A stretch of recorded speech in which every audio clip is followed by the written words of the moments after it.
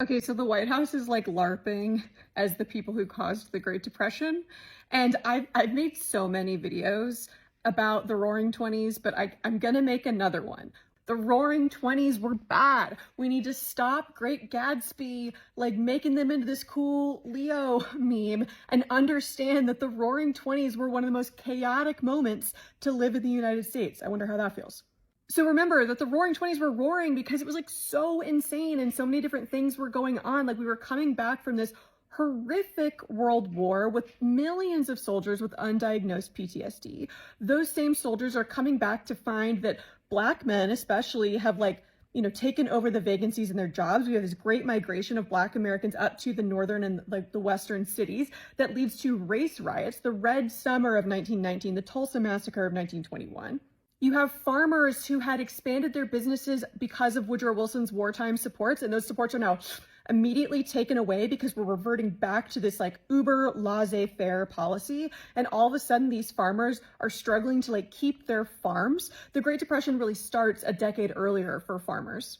Oh, right. We're also like coming off of a global pandemic that disrupted life for like most of the globe.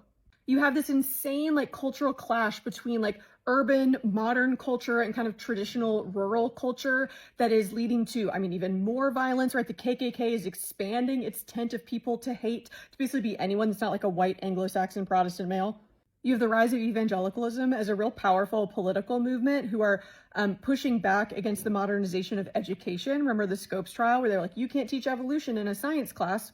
And meanwhile, the only people who were enjoying the Roaring Twenties, the only people who were wearing the sparkly dresses and like drinking the champagne or whatever were the super rich and the super privileged. Almost everyone else was like struggling to keep up, right? The middle class was like frantically like buying into the new stock market and trying to keep up with the Joneses to get the new like refrigerator that they could have so that by the time we get to 1929, like they have a lot of debt, they don't have a lot of money in savings, and the money in savings, spoiler, is about to go away.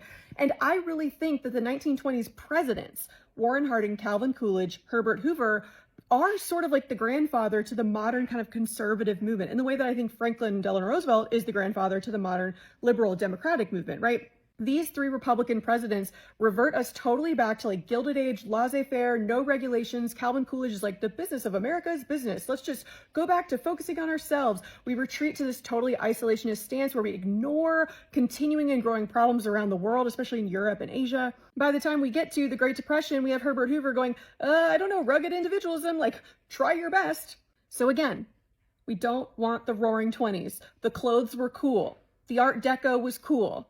That was about it.